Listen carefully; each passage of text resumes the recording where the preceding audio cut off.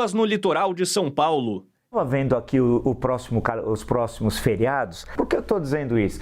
A necessidade de um trabalho organizado da Prefeitura, Governo do Estado e Governo Federal de recuperação. Claro que primeiro são as perdas humanas, recolher tudo isso é uma grande tragédia. Como é que essas famílias possam ser de alguma forma materialmente consoladas? Eu sei que não substitui a perda humana. Segundo, a reconstrução dessas regiões, né, das várias cidades do litoral norte que já foram duramente atingidas pela Covid-19, né? Quanto que a economia local foi prejudicada. Então, como teremos vários feriados prolongados e é necessário recuperar a infraestrutura da região, a necessidade de do dinheiro chegar, porque muitas vezes vem o presidente da República, o governador, ministros, secretários e diz, nós vamos ceder, vai 7 milhões, vai 10 milhões e nunca chega. Então, que dessa vez seja um exemplo de um trabalho organizado entre governo federal e governo estadual para a rápida recuperação, para que dê condições econômicas também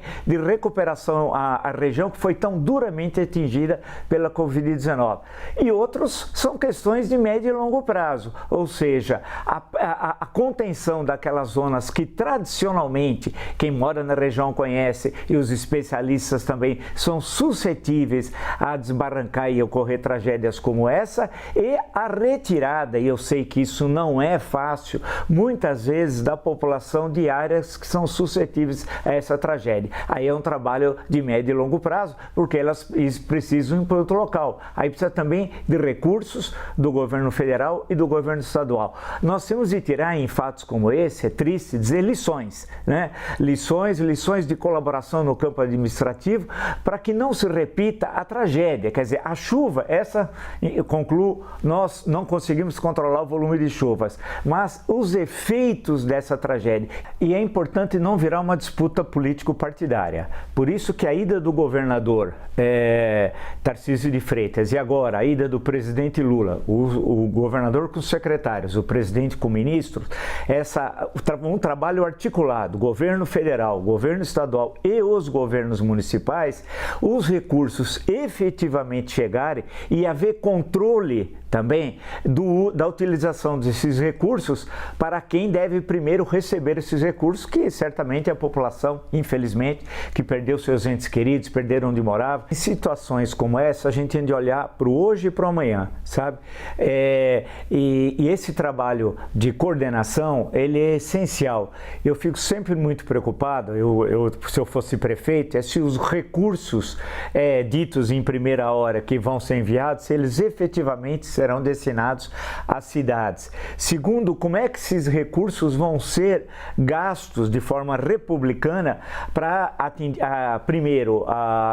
atingindo os que perderam seus entes queridos, que moram nas áreas mais suscetíveis a essas tragédias, e depois construir mecanismos, e é possível com a engenharia brasileira, com a tecnologia, com o saber técnico, a expertise da engenharia brasileira, que é uma das melhores do mundo, construir as condições para que efeitos como chuvas como essa, claro que foram muito acima da média e do esperado, não levem a tragédias como essa. E aí é um trabalho de médio e longo prazo, ou seja, certas ocupações que ocorrem não poderão continuar onde estão. Eu sei que isso é um problema político, social, mas não poderão estar lá. Certas obras de contenção poderão ser feitas nas estradas de acesso, nas cidades, e isso é possível, volto a dizer, porque a engenharia brasileira tem condições aí para construir tudo isso, para evitar que tragédias nessas proporções, já que fenômenos da natureza são incontroláveis, não ocorram. E uma comunicação mais efetiva, que parece, nós não sabemos, não vamos julgar sem ter as informações corretas, mas eu acho que muitas vezes as informações de uma tromba d'água não são levadas muito a sério, numa linguagem mais vulgar, né, pelas autoridades ou quando isso é avisado. Eu acho que as sirenes, por exemplo, que tem em algumas cidades, né, que avisam os momentos de um cataclisma como esse e as pessoas tomarem consciência. E por fim, eu falei dos feriados que vão ter esse semestre, parece que é um absurdo, alguém vai dizer assim, você está pensando na questão econômica agora? Estou pensando também na questão econômica, né? Ou seja, que haja um processo de recuperação para que daqui a 40 dias, o mínimo que seja possível dos turistas poderem se deslocar. Claro que a população local possa estar devidamente abrigada, evidentemente, mas que os turistas possam se deslocar lá.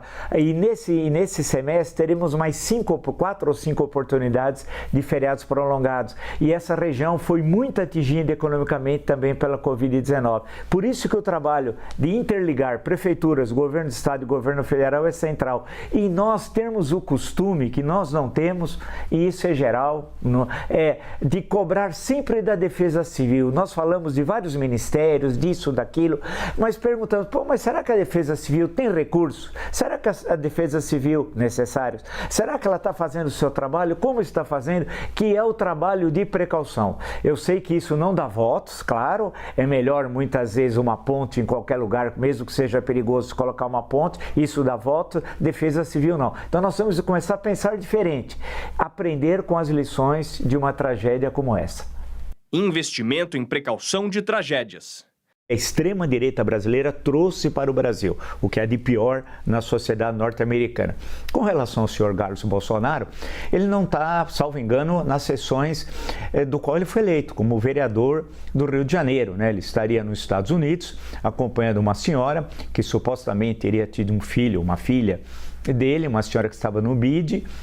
Não se sabe bem onde está o senhor Carlos Bolsonaro, e ele faz mais uma vez, como eu disse anteriormente, o DNA Bolsonaro tem um sério problema com a verdade, né? Ele mente.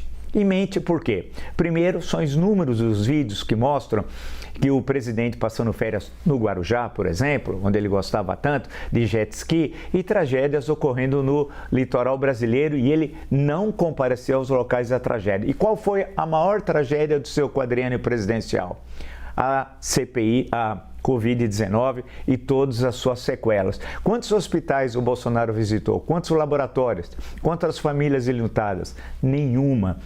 Portanto, Carlos Bolsonaro mente, o seu pai nunca teve qualquer solidariedade com as tragédias que ocorreram no Brasil no seu quadriênio presidencial, não destinou os recursos necessários. Quer ver como ele mente outra vez? No orçamento desse ano tinha 25 mil reais, vocês não ouviram errado, 25 mil reais destinados à defesa nacional no Brasil. No Brasil, 25 mil reais.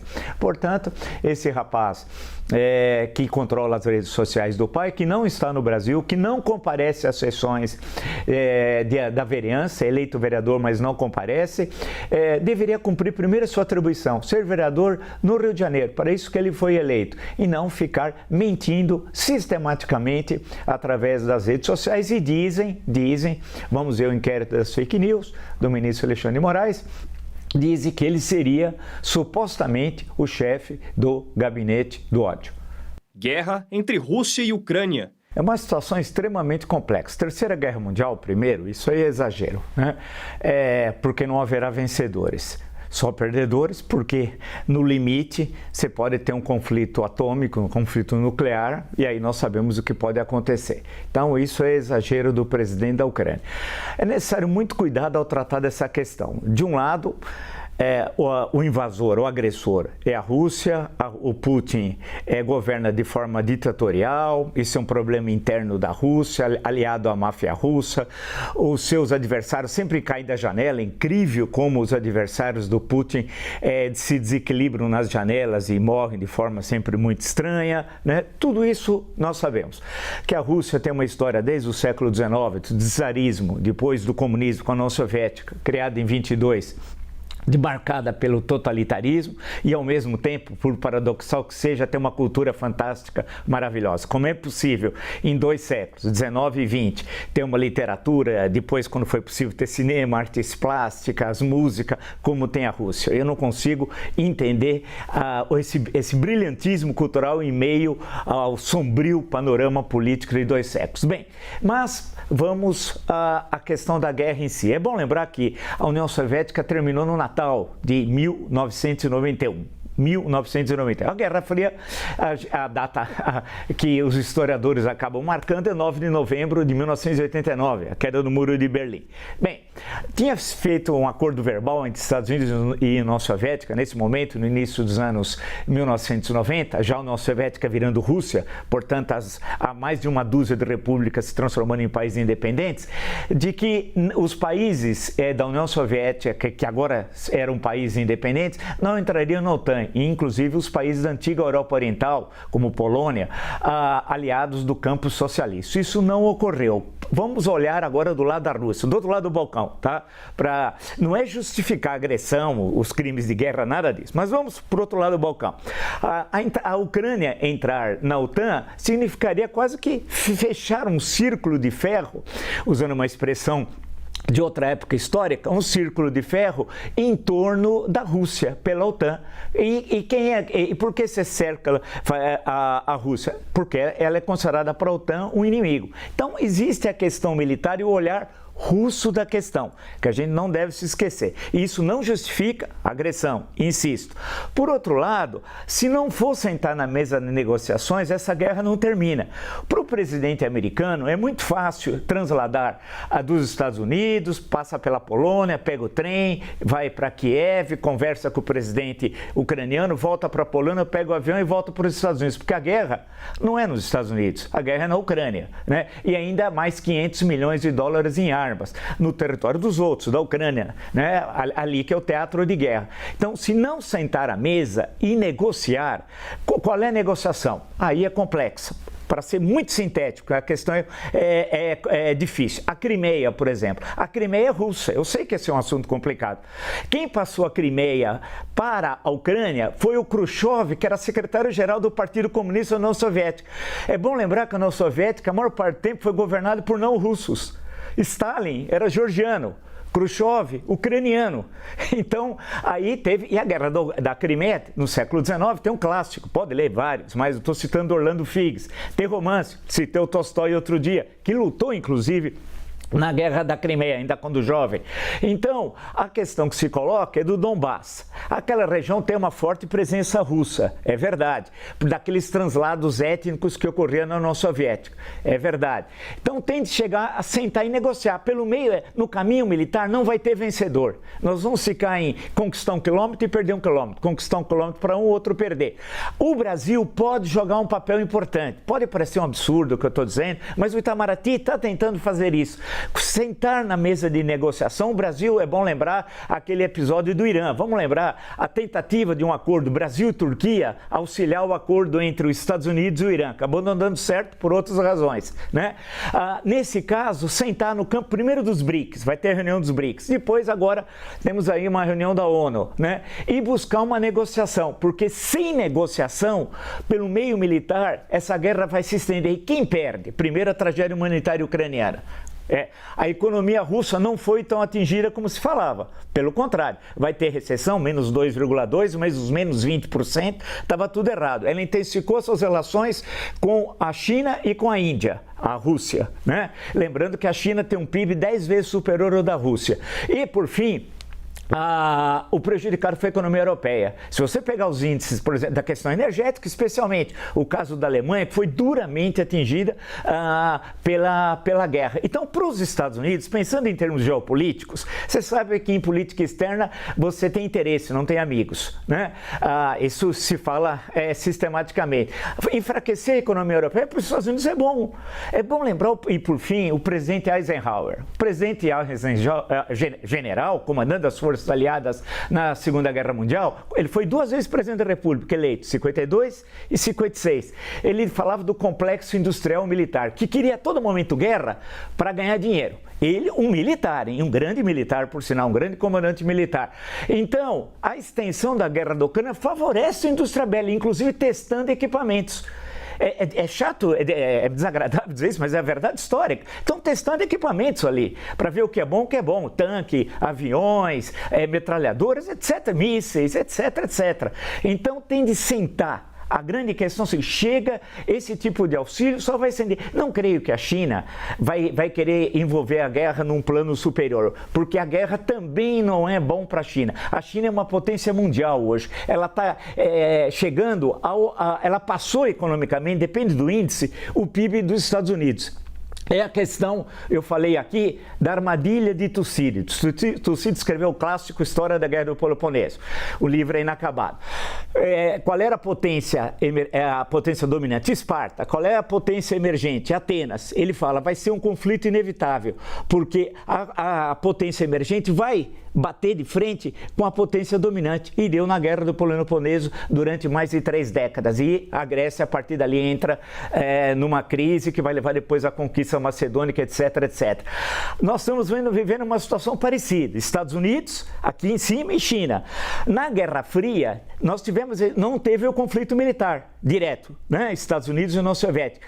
Agora, terá ou não terá? Eu creio que não haverá, mas a região Ásia-Pacífico para a China é muito mais importante do que a Ucrânia, porque a região Ásia-Pacífico para a China é dela, entre aspas, a sua influência política, e não dos Estados Unidos, que desde 45, especialmente após a derrota do Japão, tem o domínio da região. É uma situação, portanto, muito complexa e só vai resolver sentando, e o Brasil pode jogar um papel fundamental. O Lula, com todos os defeitos do mundo que tem, ele é internacionalmente reconhecido como um bom negociador, e as pessoas confiam na palavra do Brasil, porque tem uma história o Brasil, desde o Barão do Rio Branco até hoje, de participar de grandes negociações internacionais, e o Brasil pode jogar um papel importante. Regulamentação das redes sociais. É complicado essa discussão, porque até que ponto você tem a liberdade de manifestação e de opinião, e até que ponto é censura, né? E até que ponto você está colocando em risco as instituições democráticas. É uma coisa nova.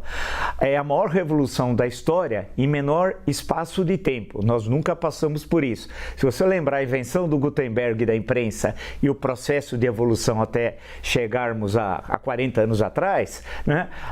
Você tem um período de vários séculos. O que nós estamos assistindo com as redes sociais é um período muito restrito, grosso modo, vai de 2 décadas, se tanto com essa intensidade, né? A questão é que elas acabaram se transformando num perigo à democracia.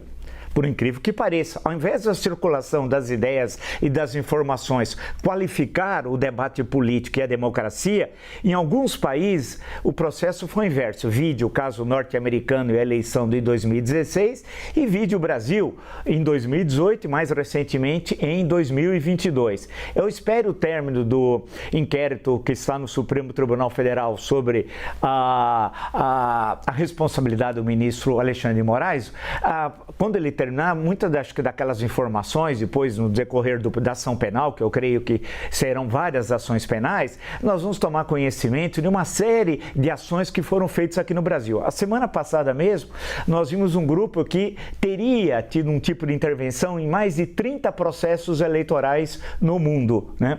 Portanto, é uma questão que tem de ser enfrentada. É claro que não é fácil, tem de garantir a liberdade de expressão, de manifestação, de opinião, né? Isso é uma coisa. Agora, colocar em risco as instituições democráticas é outra. O desafio hoje, que não é mais nacional, daí a importância dessa reunião, o desafio internacional, e o governo brasileiro está se posicionando sobre isso, e me parece da forma correta, é como regulamentar isso. É necessário regulamentar. Isso não pode ficar como está. Eu, por exemplo, a todo dia recebo, as pessoas vão mandando mensagens, é verdade isso, é verdade aquilo, e é inacreditável as loucuras que circulam nas redes sociais, né? E tem gente que acredita naquilo piamente, das maiores absurdos. Por exemplo, que o Lula morreu, e quem está no papel do Lula é um ator. Eu falei, mas não é possível, isso aqui não existe. E a pessoa dizendo, não, eu recebi, é verdade. Então, a grande questão que se coloca é enfrentar esses inimigos da democracia, aqueles que eram antissemitas desde o século XIX, especialmente politicamente, porque o antissemitismo é mais antigo, que no século XX estava com o nazismo, com o fascismo, e hoje estão nos vários gabinetes do ódio que estão espalhados por todo o mundo, inclusive no Brasil. Fake news e política. Eu acho que essa é uma questão bastante complexa que ficou muito claro no último quadriênio presidencial, em que as fake news se transformaram em política de Estado, algo nunca visto na história do Brasil. Vamos lembrar de personagens que hoje estão esquecidos. Por exemplo, a senhora Geromini, né? Sara Geromini, usava um pseudônimo, mas o nome dela é Sara Geromini, e tudo que ela fez com os chamados 300 de Brasília e também via fake, que no fim eram 30, que hoje ninguém lembra mais dela. Diz que ela está no México proferindo palestras, eu não sei por que no México e que palestras ela está lá proferindo. E é bom lembrar que tinha muito dinheiro financiando essa senhora, que chegava com carro particular, com motorista particular e morava muito bem. É a questão seguir o dinheiro. Segundo, o senhor Alan dos Santos, né, foragido da justiça brasileira, vale lembrar, e já há um bom tempo, vamos esperar sua deportação para o Brasil. Mais dias atrás, ele postou em redes sociais que não são mais dele, mas de terceiros, né? Porque o ministro Alexandre de Moraes proibiu as suas redes, mostrando que ele teria inclusive um visto de trabalho nos Estados Unidos, o que parece ser algo impossível, tendo em vista que ele não tem mais o passaporte brasileiro, né? Mas participou de várias reuniões com ministros do governo anterior, ainda no exercício do governo anterior. Em suma, havia uma indústria de fake news aqui no Brasil, patrocinada pelo governo federal, pelo gabinete do ódio, no interior do Palácio do Planalto, com recursos financeiros que eu não sei de onde vinham, porque isso custa muito caro, com a participação de estrangeiros. Vimos o episódio dias atrás, né, lá no caso de Israel, que teria participado aquele senhor em 30 eleições e de alguma forma tem interferido em 30 eleições no mundo. Tem o senhor Steve Bannon, que tem um movimento terrorista conhecido como Movimento Internacional, né, que tem como representante na América do Sul o senhor Eduardo Bolsonaro, e disse o ano passado o senhor Bannon que a grande eleição para a extrema-direita mundial era a eleição brasileira, e a produção diária de fake news, que é uma máquina. Tudo isso vai ter de ser regulamentado. É um desafio. Primeiro, uma convenção mundial sobre isso. É esse o objetivo que nós vimos ontem até o ministro Barroso dizendo. Segundo, a legislação brasileira precisa ser aperfeiçoada? Se sim, como aperfeiçoar a legislação brasileira em relação às fake news, garantindo os valores constitucionais e de liberdade da Constituição de 88. Em outras palavras, e por fim, não podemos agir como na Alemanha nos anos 10, final dos anos 10, 20 e 30 do século XX. A Constituição Republicana de Weimar, de 1919, foi usada pelos nazistas para tomar o poder em janeiro de 33. 2 meses depois já tinha o primeiro campo de concentração, muito próximo a Munique, em Dachau, e dali começa todo o totalitarismo. Ou seja, usaram da Constituição Democrática para impor o totalitarismo. Não podemos deixar que isso se repita no Brasil, agora com instrumentos muito mais modernos do que os nazistas tiveram nos anos 30, que são as redes sociais. Polêmica entre Zambelli e Bolsonaro. Ela diz que vive na expectativa de que logo pela manhã ela pode ser presa a qualquer dia pela Polícia Federal. Eu durmo tranquilo, você eu presumo que também, e quem nos acompanha. Eu não tenho nenhuma expectativa que a Polícia Federal vá à minha casa me deter por algum crime, porque eu não cometi crime nenhum. Então eu durmo tranquilo. Agora, se a deputada não dorme tranquilo, isso não é um problema meu, mas dela. Segundo, né, o inquérito das fake news, que ainda nós não conhecemos em totum. Esse inquérito está sendo desenvolvido há vários meses pelo ministro Alexandre de Moraes e que, segundo algumas fontes, envolve diretamente a senhora deputada. Terceiro, ela achar que um e-mail que ela enviou ao ministro Alexandre de Moraes levou dias depois à liberação das suas redes sociais, ela está um pouco enganada, não só do seu suposto poder que ela não tem, bem como de como age o ministro do Supremo Tribunal Federal. Quarto, ela acha que não conhece a Constituição Cidadã. Eu sempre recomendo a leitura da Constituição. É sempre bom. Eu aprendi a ler no grupo escolar Cardeal Leme em São José do Rio Preto, faz tempo, há muito tempo. Acho que foi em 1962. Santos foi até campeão mundial, foi campeão paulista, brasileiro, da Libertadores. Então vamos explicar à senhora deputada o que reza reza a Constituição Cidadã. A quem compete o impeachment?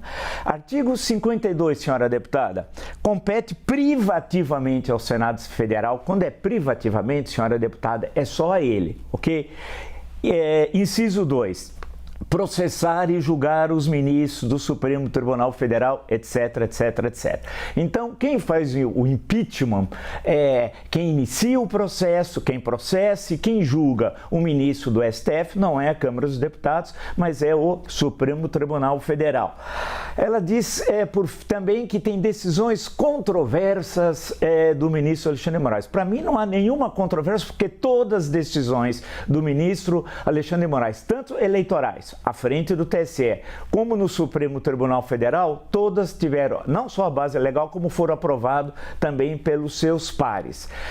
Então é necessário esclarecer que ela vive uma situação pessoal, política, isso é problema dela, muito difícil. Ela está absolutamente isolada entre os bolsonaristas e entre os democratas republicanos, os que respeitam a Constituição. Os bolsonaristas são aqueles que estão fora da democracia, fora do Estado Democrático de Direito. E os democratas e republicanos de direita, de centro, de esquerda, para cima, para o alto, como diria Adhemar de Barros, esses estão aqui com a Constituição. E vamos lembrar os episódios recentes que envolveram a senadora, a deputada, que não tem nada a ver com democracia. Perseguir um senhor negro aqui na região do Jardim Paulista, em São Paulo, com um revólver, salvo engano, isso não tem nada a ver com atividade parlamentar. A senhora deputada vai ter problemas no inquérito das fake news, no dia 8 de janeiro, e terá certamente problemas no Conselho de Ética da Câmara dos Deputados. E ela se julga muito acima do que o poder real político que ela tem, não só em relação ao ex-presidente da República, que está na terra do Pateta, bem como em relação ao senhor ministro Alexandre de Moraes. Chacina no Mato Grosso. Uma coisa é o tiro esportivo, inclusive modalidade olímpica, etc., mas muito, né? E os CACs que existiam no Brasil.